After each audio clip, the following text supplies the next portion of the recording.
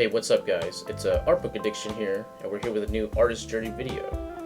So today, we're going to be talking about line versus shape, alright? So these are the two factions when it comes to art, right? And your artist journey, right? You will lean towards one or the other. This is just the natural process, right? It will determine whether you enjoy and have an affinity to ink versus paint, line versus color, right? These are the main factions, like I said, to the artist journey, right? So picking one and knowing which one that you're gonna like is very paramount to your success as an artist, right? But before we start the video, guys, please hit that like, hit that subscribe. Check out my prints in the link below, right? I got some new prints. I'm gonna put some new print right here. Ooh, check it out, right? If you guys want to support the channel and what I do, please consider purchasing a print. But with all that said, let's get into this, right? So for me, right, I found out that I am more of a shape person, right? So naturally, I have a leaning towards like things like paint, right? When I lay something down, I like to lay down like a big piece of mass, right, versus a line, right? So basically, the two differences between line versus shape, right? I mean, like you guys can just tell by like the name of it, right? But basically, your brain is wired towards one or the other, right? So like if you're someone who likes ink a lot, you're gonna see the human figure, right? Let's say you're looking at a figure, right? You're gonna see the outline of the figure better, right? And you're gonna draw that much stronger, right? And then there's people who are shape-based, where you're gonna see the figure and you're gonna see the silhouette, right? The entire shape, right? Filled in. And depending on your leniency, it's really gonna affect your choice of medium, right? Your subject matter. I mean, subject matter. Never mind. That's not gonna matter. Never mind. Forget that. Like I said, what medium you like, how you approach things, right? And consequently, your struggle with the other side, right? Because that's what's gonna happen. If you're good at one, you're gonna struggle on the other, right? And maybe not like to like huge degrees, but like this natural leaning will affect you, right? And will affect your art. But the important thing is the meeting of the two, right? So let's I'm jumping a little too far ahead. Let's go back, right? So I've explained the difference, like visually in your brain, how you see line versus shape, right? So when you're drawing with ink, right, and you're drawing with like these outlines, right? Like I said, you're gonna be more linked to what do you call it? The outline, and then the little details of things, right? Like, oh, how do I get like every single little like and then like figuring out all the little different pieces. Like let's say you have like a character and they have like a bunch of equipment and stuff, right?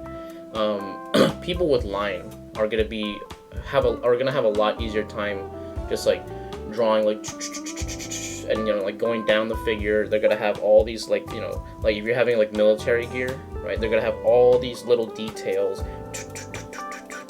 and then like in that way they can build up a drawing like that, right? When you, as opposed to shape, right, where you're gonna draw you're gonna paint the entire silhouette, right, or like the big basic shape, right, and then on top of that you could paint little sections and then build up the detail that way, right? So it really depends on like what you're built for, right? When you're, like I said, but the problem is that when you have one the other will suffer, right? So when you're starting out, right, and you're like, you go into, when you start learning and getting educated and starting to figure out where you lean, right, it's very important that you practice the other side, right? So I'm a shape person, right, and I know that I struggled, like, for the longest time I struggled with line, right? I was very bad at, like, I was very good at making, like, realistic stuff, right? Realistically rendered things, but like cartoons, you know, things like more animated style, anything that had to do with line, I struggled very, very hard. I did not know how to do it. It took a lot of work and teaching to break through the barrier to the point where I could understand it, right? like, I mean, I could do it, right? It's very like, oh, I know how to do it. You could create a line and stuff like that, but to, like, for me, I had a hard time feeling it out, right? I didn't know how to feel things out with line, right? I didn't know how to, you know, build up the line, okay, like, and make sure, like, oh, this is how I flow well, this is how I make it good, right? And for a lot of people, that's easy, you know, that to them, like, oh, you know, that's how I drew. Like, see me, I never, like, I'm a person who never doodles, right? I never, like I said, I don't draw cartoons that much, right? And as a result, I struggled a lot with, like I said, animation style, things that required very good line quality. But what I did was I worked on it, right? So, I actually completed Inktober, right, which was very, very difficult. What I chose to do was I got some Steven Universe characters, and I gave them Halloween costumes, right? So each character I would draw a new character and put them in a new costume, right? And that actually, like, those little challenges, stuff like that, can really, really, really build you up, right? And so you want to use those kind of things to help build up your weaknesses, right? So that's leading to what I'm kind of trying to talk about right now. You want to build your weaknesses, right? Like, you know, some people will tell you, like, oh, just focus on your strengths, right? And that's good, right? That's important, and, like, you know, eventually you're just gonna be heading that direction anyway, right? However, to become a stronger artist, you need both sides, okay? So, on the opposite end of the scale with line people, right? So people with line, what I recognize is they're very good at making those simple drawings, those simple things, right? Those, like I said, animated cartoon style, right? Or something like a Kim Jong-gi kind of style, right? Like using outlines and stuff, right? But those people, they tend to have the inability to render, okay? Like, their ability to render is severely dampened, right? So what you see with someone with shape is someone will be able to get to a higher level of finish, right? And then with line people, you tend to see them stick towards, like, you know, a finished line drawing, right? And you never really see them painting on top of it or making it, like, really, really, really good with render, right? Because they don't like rendering, right? Or they have a natural inclination to not really like it, you know? And that is, you know, that can work, but at the end of the day, it's a weakness, right? And, like, very strong artists have this weakness, you know, and that's just a natural inclination. But if this is something that they can't do, if they can't render, you know what I mean? That is not something that should be, you know, held up and like, oh, I never render, I never do. It's like, that's bad. You should be able to, right? And you choose not to, so that you as an artist can choose the finish you want, you know. So if you if you work in shape, work on line. If you work on line, work in shape, right?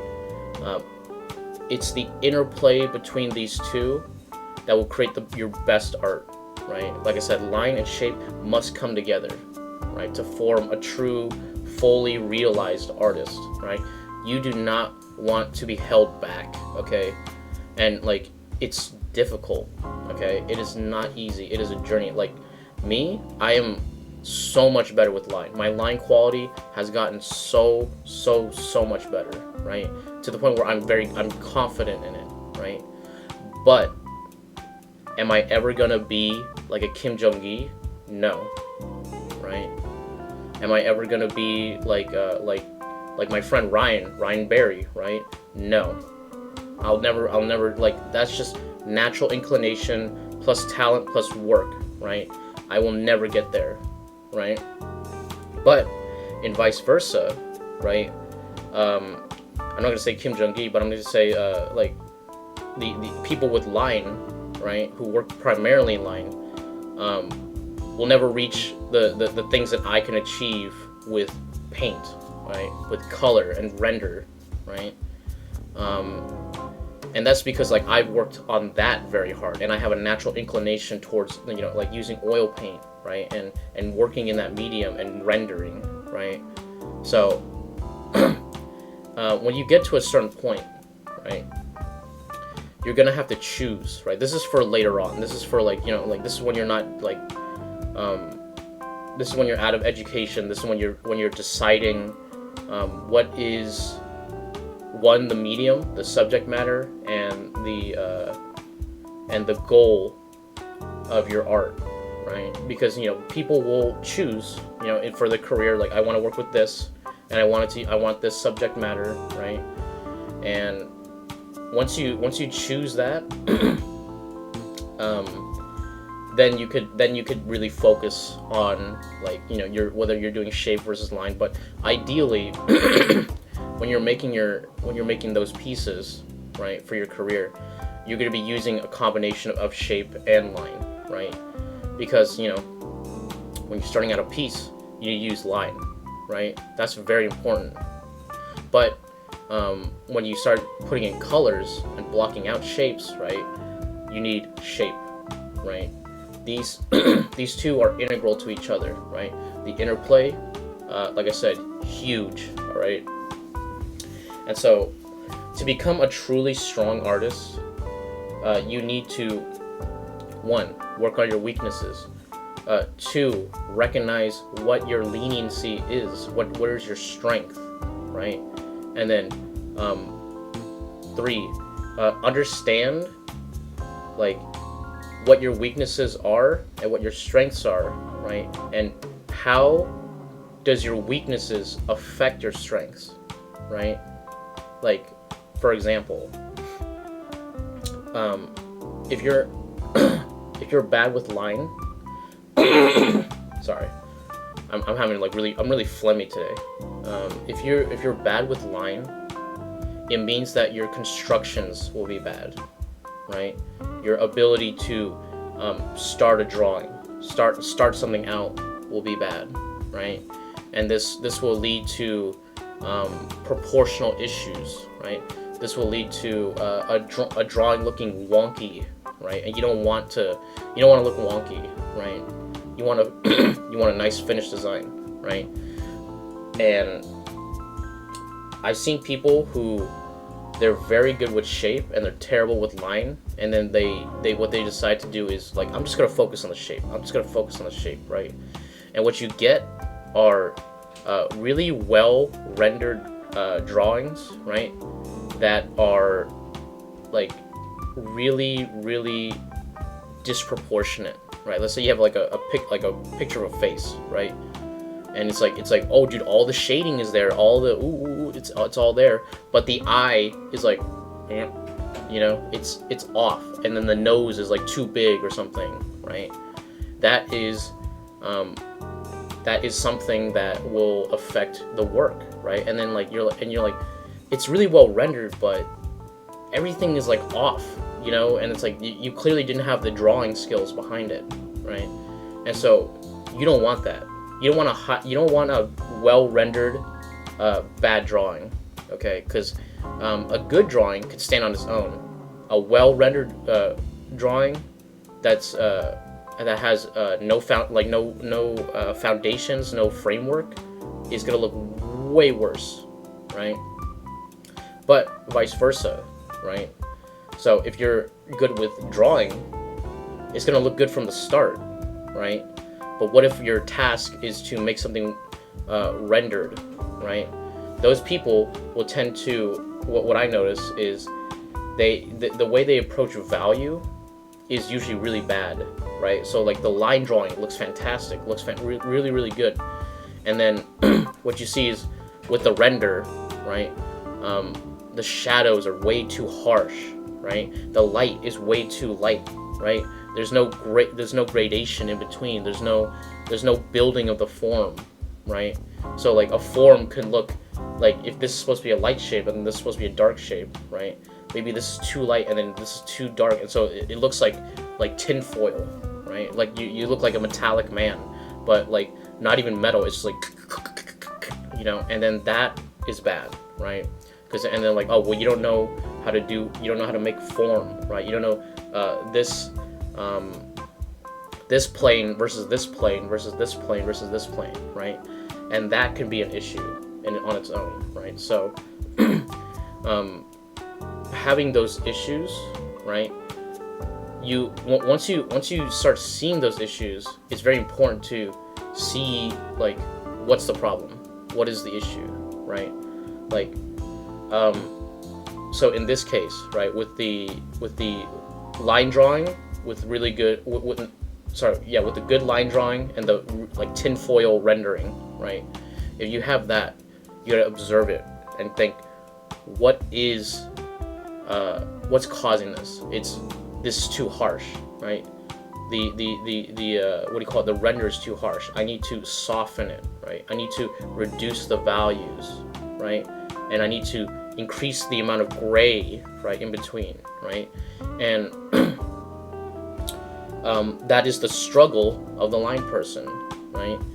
And so like I said, between these two things, right, having one versus the other, right, and recognizing it is going to be part of a really big part of the artist's journey. This is like, you know, if the artist's journey is like the entire road, right, this is like your equipment, you know, your path choosing, right? You're like if you have a car, oh, how does the car run? Does it lean towards this kind of road versus this kind, versus off-road, right?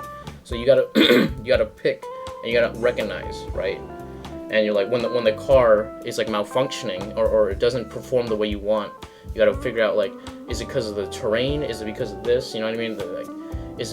You have to always be scrutinizing your work so that you understand what's the problem, what's the weakness, right? And there's always a natural inclination to avoid that, but it's what's gonna make your art really, really sing. Okay. So yeah, I think we could start we can start ending the video here. But what I want to end on is, don't be afraid of the other thing, right? Don't be, if you're a line person, don't be afraid of color. Don't be afraid of the render, right? Don't be afraid of shape, right? Work on it, right? And in the opposite function, if you are a shape person, do not be afraid of line. You know, don't be afraid of cartoons. Figure out figure out line quality and how it works, the mechanics of it, and work on your weaknesses, right? So that your strengths are not hampered, right? And you know, one day you're gonna need to what do you call it? Choose and, like, you know, like I like this, I lean towards it, you know, because like there's a lot of times where you could put a lot of time in working on your weaknesses, right, but never on your strengths, right? There needs to be a balance, right? But a lot of people tend to work mostly on their strengths, right? And then they wonder why they can never improve, right, or evolve. So please recognize your camp, your team, shape, line, right? choose it, right? And then from there, start to understand, because of your inclination, you're gonna have a weakness towards the other. So, but it is the combination of the two that will make your work really, really get there and get to the spot where you want. And you don't want to be held back. You want your work to look the way you want it to, right? So to get there, you need to combine the two, right? It is the marriage of the two that will create the best art, right? All right, I think we can end the video there, guys. Please hit that like if you liked the video. Subscribe for more content, right? Leave a comment. Tell me how you guys feel about line versus shape. Are you a line person? Are you a shape person, right? What kind of difficulties have you had trying to learn the other, right? Ring that bell for notification. Check out my Princeton link below. All that bullshit. And I'll catch you guys on the next one. Thanks a lot.